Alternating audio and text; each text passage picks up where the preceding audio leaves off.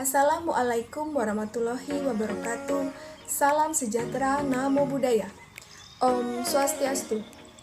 Izin memperkenalkan diri, Taruna Madya, Ayu Madidya Pramesti, STB 3589. Izin menjelaskan mengenai Undang-Undang Nomor 35 Tahun 2014 tentang Perlindungan Anak.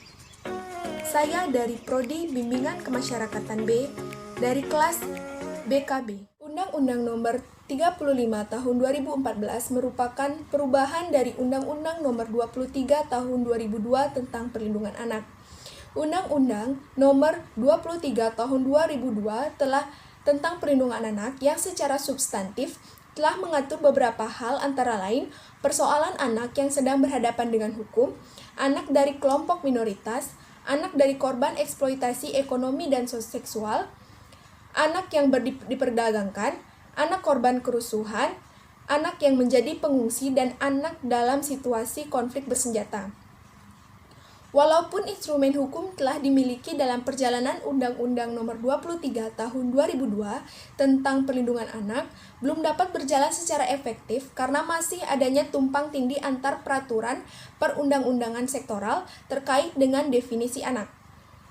Di sisi lain, maraknya kejahatan terhadap anak di masyarakat, salah satunya adalah kejahatan seksual, memerlukan peningkatan komitmen dari pemerintah daerah, dan masyarakat, serta semua pemangku kepentingan yang terkait dengan penyelenggaraan perlindungan anak.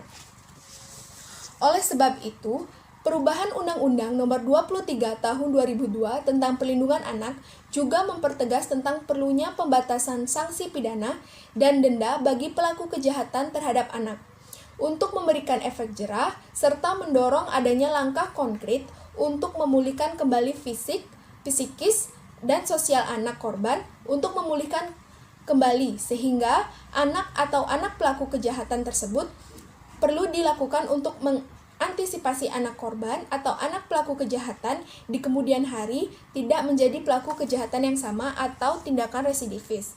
Isi dari Undang-Undang Nomor 35 Tahun 2014 tentang Perlindungan Anak dimulai dari Pasal 1. Pasal 1 terdiri dari 18 angka, itu menjelaskan mengenai pengertian-pengertian dari komponen-komponen yang perlu dijelaskan dari Undang-Undang Nomor 35 Tahun 2014. Dari angka pertama, yaitu adanya pengertian anak. Anak adalah seorang yang belum berusia 18 tahun, termasuk anak yang masih dalam kandungan. Pasal 1 angka 2 mengenai perlindungan anak. Perlindungan anak adalah segala kegiatan untuk menjamin dan melindungi anak dan hak-hak agar dapat hidup, tumbuh kembang, dan berpartisipasi secara optimal sesuai dengan harkat dan martabat kemanusiaan, serta mendapat perlindungan dari kekerasan dan diskriminasi. Angka 3, adanya pengertian keluarga. Keluarga adalah unit terkecil dalam masyarakat yang terdiri atas suami istri, atau suami istri dan anaknya, atau ayah dan anaknya, atau ibu dan anaknya, atau keluarga sedarah dalam garis lurus ke atas atau ke bawah sampai dengan derajat ketiga. Angka 4, adanya pengertian orang tua. Orang tua adalah ayah dan atau ibu kandung, atau ayah dan atau ibu tiri, atau ayah dan atau ibu angkat.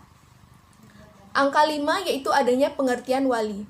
Wali adalah orang atau badan yang dalam kenyataannya menjalankan kekuasaan asuh sebagai orang tua terhadap anak. Angka 6 adanya pengertian dari anak terlantar. Anak terlantar adalah anak yang tidak terpenuhi kebutuhannya secara wajar, baik fisik, mental, spiritual, maupun sosial. Angka 7 adanya pengertian anak penyandang disabilitas. Angka 8, adanya pengertian dari anak yang memiliki keunggulan atau kelebihan. Angka 9, adanya pengertian dari anak angkat. Angka 10, ada pengertiannya dari anak asuh. Angka 11, ada pengertiannya dari kuasa asuh. Angka 12, ada pengertiannya dari hak anak. Saya jelaskan, hak anak adalah bagian dari hak asasi manusia yang wajib dijamin, dilindungi, dan dipenuhi oleh orang tua, keluarga, masyarakat, negara, pemerintah, dan pemerintah daerah. Angka 13, adanya pengertian dari masyarakat. Angka 14 ada pengertiannya dari pendamping. Angka 15 adanya pengertian dari perlindungan khusus. Perlindungan khusus adalah suatu bentuk perlindungan yang diterima oleh anak dalam situasi dan kondisi tertentu untuk mendapatkan jaminan rasa aman terhadap ancaman yang membahayakan diri dan jiwa dalam tumbuh kembangnya. Angka 15 adanya pengertian angka 15A adanya pengertian dari kekerasan. Angka 16 adanya pengertian dari setiap orang. Setiap orang yang dimaksud adalah perseorangan atau korporasi. Angka 17 adanya pengertian dari pemerintahan pusat yang selanjutnya disebut dengan pemerintah. Angka 18 adanya pengertian dari pemerintah daerah. Selanjutnya yaitu pasal 6. Pasal 6 berbunyi setiap anak berhak untuk beribadah menurut agamanya, berpikir dan berekspresi sesuai dengan tingkat kecerdasan dan usia dalam bimbingan orang tua atau wali. Selanjutnya pasal 9. Pasal 9 terdiri dari 3 ayat. Yang pertama, ayat 1 berbunyi setiap anak berhak memperoleh pendidikan dan pengajaran dalam rangka pengembangan pribadinya dan tingkat kecerdasannya sesuai dengan minat dan bakat. Ayat 1a berbunyi setiap anak berhak mendapatkan perlindungan di satuan pendidikan dari kejahatan seksual dan kekerasan yang dilakukan oleh pendidik, tenaga kependidikan, sesama peserta didik, dan atau pihak lain.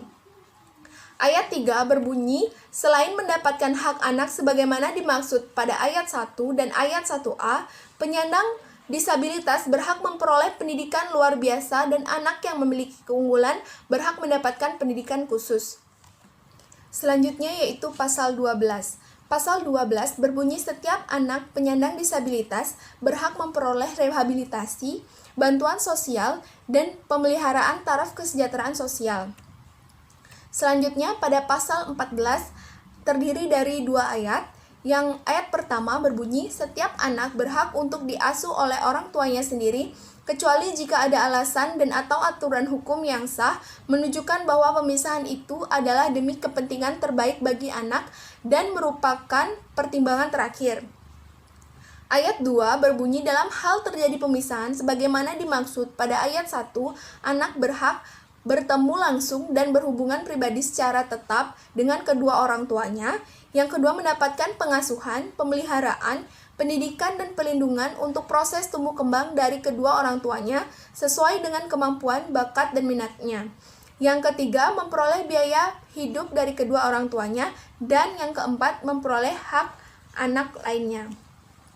Selanjutnya yaitu pada pasal 15 yang menjelaskan mengenai hak anak dalam memperoleh perlindungan. Khususnya anak yang seharusnya mendapatkan perlindungan dari penyalahgunaan dalam kegiatan politik, pelibatan dalam sengketa bersenjata, pelibatan dalam kerusuhan sosial, selanjutnya pelibatan dalam peristiwa yang mengandung unsur kekerasan, pelibatan dalam peperangan, serta kejahatan seksual. Pasal 20 berbunyi negara, pemerintah, pemerintah daerah, masyarakat, keluarga, dan orang tua atau wali berkewajiban dan bertanggung jawab terhadap penyelenggaraan perlindungan anak. Selanjutnya masuk ke dalam bagian kedua, yaitu mengenai kewajiban dan tanggung jawab negara, pemerintah, dan pemerintahan daerah. Selanjutnya itu ada pasal 21. Pasal 21 ini menjelaskan mengenai kewajiban dari negara, pemerintah, dan pemerintah daerah terhadap hak anak dalam melakukan perlindungan terhadap anak. Selanjutnya yaitu pasal 22 yang berbunyi negara, pemerintah, dan pemerintah daerah berkewajiban dalam bertanggung jawab memberikan dukungan sarana, prasarana, dan ketersediaan sumber daya manusia dalam penyelenggaraan perlindungan anak. Selanjutnya pada pasal 23 yang terdiri dari 2 ayat mengenai negara, pemerintah, dan pemerintah daerah dalam melakukan perlindungan, pemeliharaan, dan kesejahteraan anak, serta melakukan pengawasan penyelenggaraan mengenai perlindungan anak. Selanjutnya yaitu pasal 24. Pasal 24 berbunyi, negara, pemerintah, pemerintah daerah menjamin anak untuk mempergunakan haknya dalam menyampaikan pendapat sesuai dengan usia dan tingkat kecerdasan anak. Pasal 25 terdiri dari 2 ayat yang berisi mengenai kewajiban dan tanggung jawab masyarakat terhadap perlindungan anak, serta harus melibatkan organisasi kemasyarakatan, akademisi, dan pemerhati anak. Selanjutnya masuk ke bagian keempat dari Undang-Undang Nomor 35 Tahun 2014, yaitu kewajiban dan tanggung jawab orang tua dan keluarga. Selanjutnya yaitu pasal 26 pada bagian keempat. Terdiri dari 2 ayat yang berisi mengenai kewajiban dan tanggung jawab oleh orang tua, serta dalam hal jika tidak ada orang tua, maka akan melaksanakan kewajiban dan tanggung jawabnya tersebut beralih kepada keluarga yang dilaksanakan sesuai dengan ketentuan peraturan perundang-undangan. Selanjutnya yaitu pasal 27, terdiri dari 4 ayat, yaitu mengenai identitas diri setiap anak harus diberikan sejak kelahirannya. Identitas sebagaimana dimaksud dalam ayat 1 dituangkan dalam akte kelahiran. Pembuatan akte kelahiran didasarkan pada surat keterangan dan orang yang menyaksikan dalam proses pembantu kelahiran. Dan ayat 4 berbunyi, dalam hal anak yang proses kelahirannya tidak diketahui oleh orang tuanya, tidak diketahui keberadaannya, pembuatan akte kelahiran untuk anak tersebut didasarkan pada keterangan orang yang menemukan dan dilengkapi dengan berita acara pemeriksaan kepolisian. Selanjutnya itu pada pasal 28 terdiri dari 5 ayat mengenai pencatatan kelahiran dari anak yang dilakukan oleh instansi pemerintahan. Selanjutnya pada pasal 33 yang terdiri dari 5 ayat, yaitu berisi tentang hal orang tua dan keluarga anak yang tidak dapat melaksanakan kewajiban dan tanggung jawabnya. Seseorang atau badan hukum memenuhi persyaratan dapat ditunjuk sebagai wali dari anak yang bersangkutan.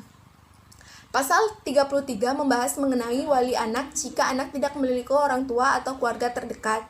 Selanjutnya pada pasal 38A yang berbunyi, ketentuan lebih lanjut mengenai pelaksanaan pengasuhan anak sebagaimana dimaksud dalam pasal 37 dan pasal 38 diatur dengan peraturan pemerintah. Selanjutnya pada pasal 39 terdiri dari 5 ayat mengenai pengangkatan anak. Pengangkatan anak dan calon orang tua angkat harus adanya persyaratan-persyaratan seperti harus adanya seagama dengan orang tua yang dianut oleh anak angkat. Pengangkatan anak oleh warga asing hanya dapat dilakukan sebagai upaya terakhir. Dalam hal ini diketahui asal-usul dari orang tua angkat dan anak angkat yang akan dijadikan sebagai satu keluarga. Selanjutnya yaitu pasal 41. Pada pasal 41 berbunyi, pemerintah daerah dan masyarakat melakukan bimbingan dan pengawasan terhadap pelaksanaan pengangkatan anak. Selanjutnya, pasal 41A yang berbunyi, ketentuan lebih lanjut mengenai pelaksanaan pengangkatan anak sebagaimana dimaksud dalam pasal 39, pasal 40, dan pasal 41 diatur dengan peraturan pemerintah. Selanjutnya, pasal 43 yang terdiri dari 2 ayat, berbunyi pemerintah daerah, masyarakat, keluarga, orang tua, wali, dan lembaga sosial menjamin perlindungan anak dalam memeluk agamanya. Ayat 2, perlindungan anak dalam memeluk agamanya sebagaimana dimaksud pada ayat 1, meliputi pembinaan, pembimbingan, dan pengalaman ajaran agama bagi anak. Selanjutnya yaitu pasal 44 yang terdiri dari 5 ayat. Dalam hal ini membahas mengenai pemerintah dan pemerintah daerah dalam menyediakan fasilitas dan penyelenggaraan upaya kesehatan yang komprehensif bagi anak agar setiap anak memperoleh derajat kesehatan yang sama. Dalam pasal ini membahas mengenai upaya kesehatan bagi anak yang diselenggarakan oleh pemerintah dan pemerintah daerah. Pasal 45 terdiri dari 3 ayat yang membahas mengenai tanggung jawab dari orang tua dan keluarga dalam menjaga kesehatan anak. Pasal 45A yang berbunyi, setiap orang dilarang melakukan aborsi terhadap anak yang masih dalam kandungan kecuali dengan alasan dan tata cara yang dibenarkan sesuai dengan ketentuan peraturan perundang-undangan. Selanjutnya itu pasal 45B yang terdiri dari 2 ayat yang membahas mengenai pemerintah daerah, masyarakat, dan orang tua wajib dan melakukan perlindungan anak dari perbuatan yang mengganggu dari bidang kesehatan dan tumbuh kembang anak. serta adanya perlindungan dari aktivitas yang dilakukan oleh anak. Selanjutnya itu pasal 46 yang berbunyi, negara, pemerintah daerah, keluarga, dan orang tua wajib mengusahakan agar anak yang lahir terhindar dari penyakit yang mengancam kelangsungan hidup atau menimbulkan kecacatan terhadap anak. Selanjutnya itu pasal 47 yang terdiri dari 2 ayat. Dalam hal ini adanya berbunyi membahas mengenai negara, pemerintah daerah, masyarakat, keluarga, dan orang tua wajib melakukan perlindungan terhadap organ-organ tubuh anak agar terhindar dari pelaku kejahatan jual beli organ dan menjaga kesehatan anak. Selanjutnya pada pasal 48 berbunyi pemerintah daerah wajib melaksanakan pendidikan dasar minimal 9 tahun untuk semua anak. Pada pasal 49, negara, pemerintah daerah, keluarga, dan orang tua wajib memberikan kesempatan yang seluas-luasnya kepada anak untuk memperoleh pendidikan. Selanjutnya itu pada pasal 51, berbunyi, anak penyandang disabilitas diberikan kesempatan dan aksesibilitas untuk memperoleh pendidikan inklusif dan atau pendidikan khusus. Selanjutnya pada pasal 53 yang terdiri dari 2 ayat, membahas mengenai pemerintah daerah yang seharusnya memiliki tanggung jawab untuk melakukan biaya pendidikan atau bantuan cuma-cuma atau pelayanan khusus bagi anak, serta mendorong masyarakat untuk berperan aktif untuk melakukan perlindungan terhadap anak. Pasal 54 terdiri dari 2 ayat. Dalam hal ini, membahas mengenai anak di dalam lingkungan suatu pendidikan wajib mendapat perlindungan dari tindakan kekerasan fisik, psikis, kejahatan seksual, dan kejahatan lainnya yang dilakukan oleh pendidik, tenaga kependidikan, serta peserta pendidik lainnya. Serta adanya bantuan dan peduli khusus dari pendidik, tenaga pendidikan, aparat pemerintah, dan atau masyarakat untuk menjaga dan melaksanakan pasal 54 ini. Selanjutnya pada pasal 55 terdiri dari 4 ayat. Dalam hal ini membahas mengenai pemerintah daerah wajib melaksanakan pemeliharaan, perawatan, dan rehabilitasi sosial anak terlantar baik dalam lembaga maupun di luar lembaga, serta bagaimana pelaksanaan dan tanggung jawab dalam proses pemeliharaan, perawatan, dan rehabilitasi anak ini. Selanjutnya pada pasal 56. Pada pasal 56 terdiri dari 2 ayat yang membahas mengenai pemerintah daerah dalam menyelenggarakan pemeliharaan dan perawatan wajib dalam mengupayakan membantu anak agar anak dapat berpartisipasi serta aktif di dalam masyarakat, serta upaya-upaya tersebut agar tidak menghambat dan mengganggu perkembangan dari anak. Selanjutnya pada pasal 58 terdiri dari 2 ayat yang membahas mengenai penetapan pengadilan serta lembaga yang diberikan wewenang wajib menyediakan bagaimana yang dimaksud dari pasal tersebut pada ayat pertama mengenai perawatan anak terlantar. Selanjutnya itu pada pasal 59 yang terdiri dari 2 ayat. Dalam hal ini adanya pembahasan mengenai pemerintah daerah dan lembaga negara lainnya berkewajiban dan bertanggung jawab untuk memberikan perlindungan khusus kepada anak.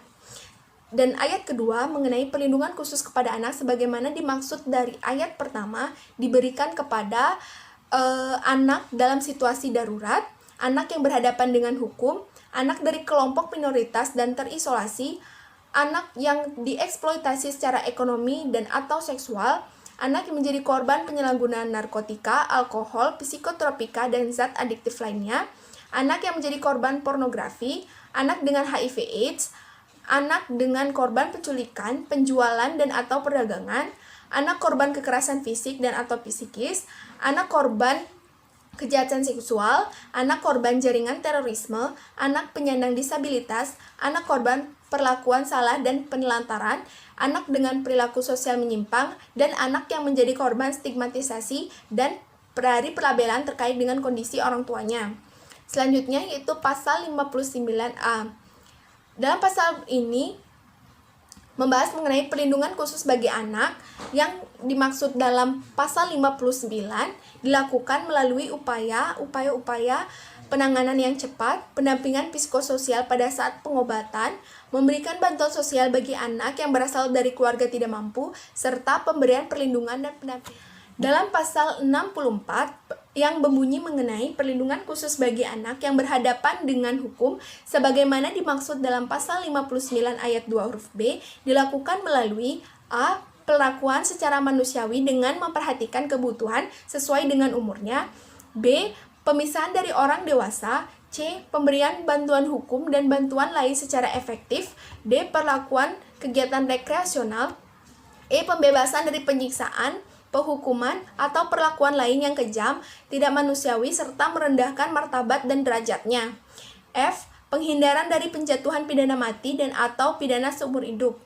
G. Penghindaran dari penangkapan, penahanan, atau penjara, kecuali sebagai upaya terakhir dan dalam waktu yang paling singkat.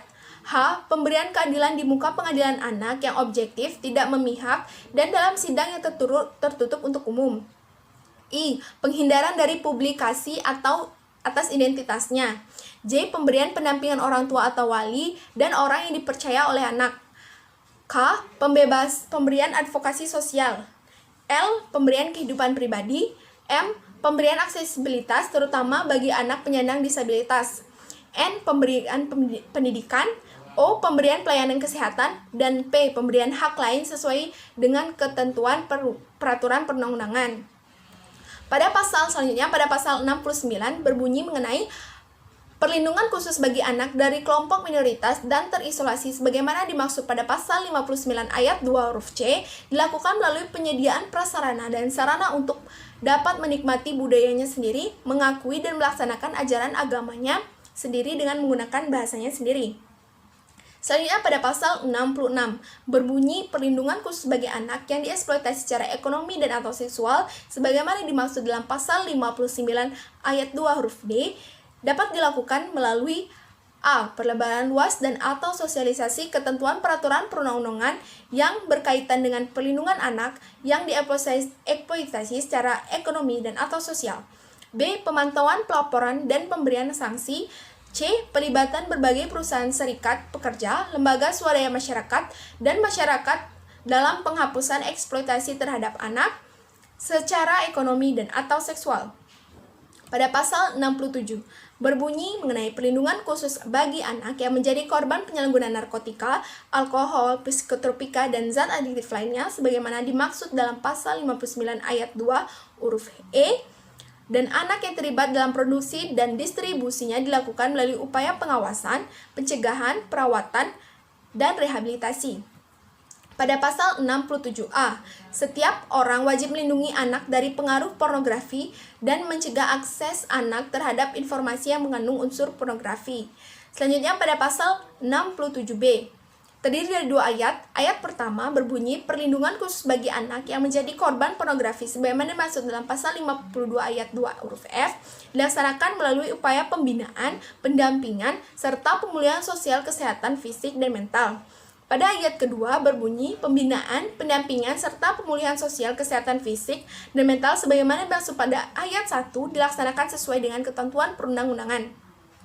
Selanjutnya pada pasal 67C berbunyi perlindungan khusus bagi anak dengan HIV/AIDS sebagaimana dimaksud dalam pasal 59 ayat 2 huruf G dilakukan melalui upaya pengawasan, pencegahan, pengobatan, perawatan, dan rehabilitasi. Selanjutnya pada pasal 68 berbunyi mengenai perlindungan khusus bagi anak korban penculikan, penjualan, dan atau perdagangan dengan melakukan upaya pengawasan, perlindungan, pencegahan, perawatan, dan rehabilitasi. Selanjutnya pada pasal 69 terdiri dari dua huruf A dan huruf B yang menjelaskan mengenai perlindungan khusus bagi anak korban kekerasan fisik dan atau psikis harus dilakukan dengan upaya penyebaran luasan dan sosialisasi ketentuan peraturan perundang-undangan yang melindungi anak korban tindak kekerasan serta pemantauan pelaporan dan pemberian sanksi. Selanjutnya itu pada pasal 69A yang menjelaskan mengenai korban kejahatan seksual dilakukan pencegahan melalui upaya edukasi tentang kesehatan reproduksi, rehabilitasi sosial, pendampingan psikososial pada saat pengobatan sampai terjadinya pemulihan, serta pemberian perlindungan dan pendampingan pada setiap tingkat pemeriksaan mulai dari penyidikan, penuntutan, sampai dengan pemeriksaan di sidang pengadilan. Selanjutnya itu pada pasal 69B yang merupakan korban jaringan terorisme harus dilakukan dengan upaya edukasi tentang pendidikan, konseling tentang bahaya terorisme, rehabilitasi sosial, serta pendampingan sosial. Pada pasal 70 mengenai perlakuan khusus pada anak penyandang disabilitas dilakukan upaya yaitu perlakuan anak secara manusiawi sesuai dengan martabat dan hak anak, pemenuhan kebutuhan khusus, perlakuan yang sama dengan anak lainnya, serta adanya pendampingan sosial. Selanjutnya pasal 71 mengenai anak korban perlakuan salah dan penelantaran harus dilakukan melalui upaya pengawasan, pencegahan, perawatan, konseling, rehabilitasi sosial, dan pendampingan sosial. Pada pasal 71 ayat A, perlindungan khusus terhadap anak dengan perilaku sosial menyimpang harus adanya upaya melalui bimbingan nilai agama dan nilai sosial, konseling, rehabilitasi sosial, dan pendampingan sosial. Selanjutnya pada pasal 71B, yaitu perlakuan khusus terhadap anak korban stigmatisasi dan pelabelan dari mengenai kondisi orang tuanya. Harus adanya perlakuan penanggulangan seperti konseling, rehabilitasi sosial, dan pendampingan sosial. Selanjutnya pada pasal 70C yang berbunyi ketentuan lebih lanjut mengenai perlindungan khusus bagi anak sebagaimana dimaksud dalam pasal 59 sampai dengan pasal 71B diatur dengan peraturan pemerintah. Selanjutnya pada pasal 71D yang terdiri dari 2 ayat. Ayat pertama berbunyi, setiap anak yang menjadi korban sebagaimana dimaksud dalam pasal 59 ayat 2, huruf B, huruf D, huruf F, huruf H, huruf I, dan huruf J berhak mengajukan ke pengadilan berupa hak atas restitusi yang menjadi tanggung jawab pelaku kejahatan. Selanjutnya pada ayat kedua, ketentuan lebih lanjut mengenai pelaksanaan restitusi sebagaimana dimaksud pada ayat 1 diatur dengan peraturan pemerintah. Selanjutnya yaitu bab 9A mengenai pendanaan. Yang pertama yaitu pasal 71E yang terdiri dari 3 ayat mengenai sumber dana anggaran pendapatan dari pemerintah dan pemerintah daerah yang bertanggung jawab menyediakan dan menyelenggarakan perlindungan bagi anak. Selanjutnya pada pasal 72 yang terdiri dari 6 ayat. Dalam hal ini dalam pasal 72 terdiri dari 6 ayat yang membahas mengenai masyarakat yang berperan dalam melakukan perlindungan anak, serta bagaimana peran organisasi, peran media massa, dan peran dunia usaha dalam ikut serta dalam melakukan perlindungan anak. Selanjutnya yaitu pasal 73 yang berbunyi peran masyarakat sebagaimana dimaksud dalam pasal 72 dilaksanakan sesuai dengan ketentuan peraturan perundang-undangan. Selanjutnya itu bab 10A mengenai koordinasi, pemantauan, evaluasi, dan pelaporan. Pasal 73A terdiri dari 3 ayat yang membahas mengenai efektivitas penyelenggaraan perlindungan anak, kementerian yang menyelenggarakan, serta urusan pemerintah di bidang perlindungan anak harus melakukan koordinasi lintas sektoral dengan lembaga yang terkait. Mengenai koordinasi antara lintas sektoral dari pemerintah daerah, serta negara dalam melakukan perlindungan anak. Selanjutnya, pasal 74 terdiri dari 2 ayat yang membahas mengenai efektivitas pengawasan penyelenggaraan pemenuhan hak anak. Dengan undang-undang ini dibentuk Komisi Perlindungan Anak Indonesia yang bersifat independen. Dalam hal diperlukan, pemerintah daerah dapat membentuk Komisi Perlindungan Anak daerah atau lembaga lainnya yang sejenis untuk mendukung pengawasan penyelenggaraan dari perlindungan anak di daerah. Selanjutnya pasal 75 yang terdiri dari 4 ayat. Dalam hal ini membahas mengenai keanggotaan Komisi dari Perlindungan Anak Indonesia, bahwa terdiri dari 1 orang ketua, 1 orang wakil, dan 7 orang anggota. Serta anggota tersebut terdiri atas unsur pemerintah, tokoh agama, tokoh masyarakat, organisasi kemasyarakatan, dunia usaha, dan kelompok masyarakat yang peduli terhadap perlindungan anak. Selanjutnya, mengenai kelengkapan organisasi mekanisme kerja, pembiayaan diatur mengenai peraturan Presiden. Selanjutnya, yaitu pada pasal 71 mengenai Komisi Anak Indonesia yang memiliki tugas-tugas dalam melakukan perlindungan anak. Selanjutnya yaitu bab 11A mengenai larangan. Pasal 67A. Bagaimana larangan-larangan orang dalam melakukan perlindungan anak secara diskriminatif dan perlakuan diskriminatif terhadap anak yang memiliki disabilitas. Selanjutnya pasal 76 yang berbunyi setiap orang dilarang menempatkan, membiarkan, melibatkan, menyuruh melibatkan anak dalam situasi perlakuan salah dan penelantaran. Selanjutnya pasal 76C yang berbunyi setiap orang dilarang menempatkan, membiarkan, melakukan, menyuruh melakukan atau turut serta melakukan kekerasan terhadap anak.